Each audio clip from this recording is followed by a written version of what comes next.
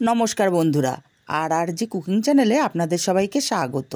আজকে নিয়ে হাজির হয়ে গেলাম মটর ডাল আর দুটো ডিম দিয়ে একটা অসাধারণ রেসিপি নিয়ে, যেটা খেতে সম্পূর্ণ আলাদা স্বাদ।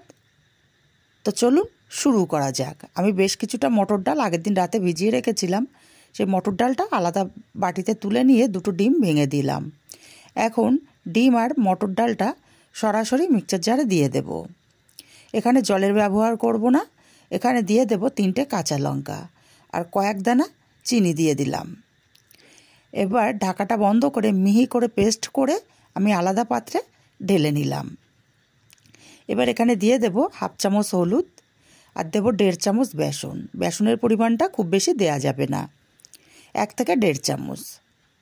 আর দিয়ে দেব কিছুটা কালো জিরে আর দেব অল্প একটু মৌরির গন্ধ যদি আপনাদের ভালো না লাগে তবে স্কিপ করতে পারেন। স্বাদ মতো লবণ দিয়ে দিলাম।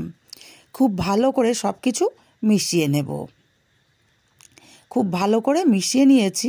এবার এখানে দিয়ে দেব খুবই সামান্য একটুখানি খাবার সোডা, একদম 1 চিমটি খাবার সোডাটাকে দিয়ে আবারও ভালো করে মিশিয়ে নেব। খুব ভালো করে মেশানো হয়ে গেছে। আমি আগে থেকে একটা থালার মধ্যে তেল মাখিয়ে রেখেছিলাম। ডিম আর ডালের ব্যাটারটা ঢেলে দিলাম, দিয়ে চামচ দিয়ে একটু ছড়িয়ে দেব আর ওপরটা প্লেন করে দেব যাতে ওপরটা দেখতে সুন্দর হয়। আর থালাটা একটু ট্যাপ করে দিলাম। আর আগে থেকে কড়াইতে জল গরম বসিয়েছিলাম, জলটা ফুটতে শুরু করেছে।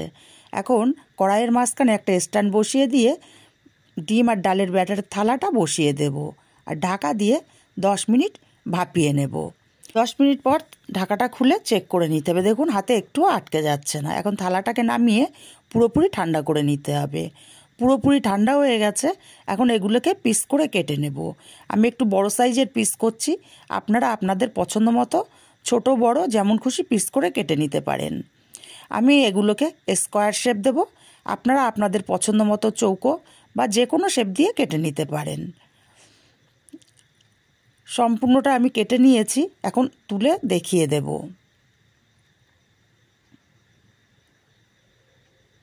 দেখুন কত সুন্দর ধোকাগুলো আমার তৈরি হয়ে গেছে। এখন ধোকাগুলোকে এভাবে ছুরির সাহায্যে উঠিয়ে নিতে হবে।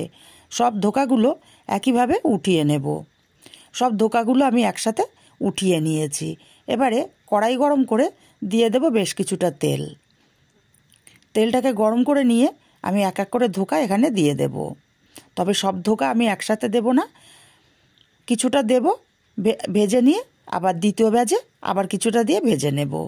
ধোকাগুলো কিছুটা দিয়ে দিয়েছি। এখন এক পিঠ ভাজা হলে আর এক পিঠ উল্টে দিতে হবে।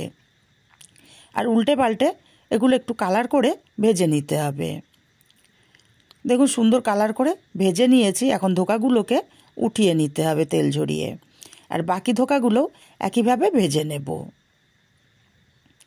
বাকি ধোকাগুলো সব ভেজে উঠিয়ে নিয়ে এই কড়াইতে আরও 2 চামচ তেল দিয়ে দিলাম। তেলটা গরম করে দিয়ে দেবো এখানে আলু। আমি কিছুটা আলু একটু বড় বড় টুকরো করে কেটে নিয়েছি। অল্প একটু লবণ দিয়ে আলুগুলোকে নাড়াচাড়া করে বেশ লাল লাল করে ভেজে নিয়েছি। এখন আলুগুলোকে তেল ঝরিয়ে উঠিয়ে নেব। আর এই তেলের মধ্যে ফোড়নে দেব কিছুটা গোটা জিরে আর দিয়ে দেব একটা বড় সাইজের পেঁয়াজ কুচি। পেঁয়াজটাকে নাড়াচাড়া করে হালকা কালার চেঞ্জ হওয়া পর্যন্ত ভেজে নিতে হবে। পেঁয়াজটার কালার হালকা চেঞ্জ হয়ে গেছে। এখন এখানে দিয়ে দিচ্ছি টমেটো, আদা আর রসুনের পেস্ট। মিক্সচার জারটা দিয়ে অল্প একটু জল দিয়ে দিলাম। 1/2 চামচ হলুদ দিয়ে দিলাম, 1/2 চামচ লঙ্কার গুঁড়ো দিলাম আর 1/2 চামচ জিরের গুঁড়ো। মশলাটাকে সময় নিয়ে কষিয়ে নিতে হবে। মশলাটা 2 মিনিট সময় নিয়ে কষিয়ে নিয়েছি। মশলা থেকে তেলটা আলাদা হতে শুরু করেছে। এখন এখানে 1 মুঠো মটরশুঁটি দিয়ে দিলাম। ভেজে রাখা আলুগুলোকে দিয়ে স্বাদ মতো লবণ দিয়ে আলু আর মটরশুঁটিটাকে একটু সময় নিয়ে মশলার সাথে কষিয়ে নিতে হবে। মিনিট 3 সময় নিয়ে আলু আর মটরশুঁটিটা কষিয়ে নিয়েছি। এখন দিয়ে দেব পরিমাণ মতো জল। জলটা বুঝে দিতে হবে, কারণ ধোকাগুলো প্রচুর জল টানবে। নাড়াচাড়া করে ভালো করে মিশিয়ে দিয়ে ঢাকা দিয়ে মিডিয়াম আঁচে 10 মিনিট রান্না করে নেব। 10 মিনিট পর ঢাকাটা খুলে নিলাম। এখন চেক করে নিতে হবে আলুগুলো সেদ্ধ কেমন হলো। এখানে আমার আলু খুব সুন্দর মতো সেদ্ধ হয়ে গেছে। এবার ভেজে রাখা ধোকাগুলো এখানে এক এক করে দিয়ে দেব।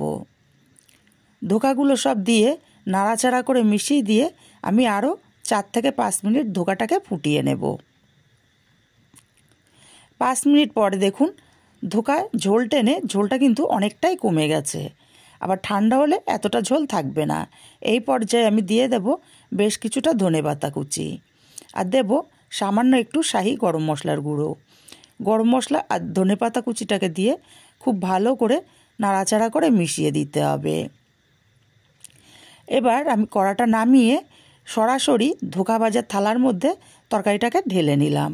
রেসিপিটা কেমন লাগলো কমেন্ট করে জানাতে ভুলবেন না।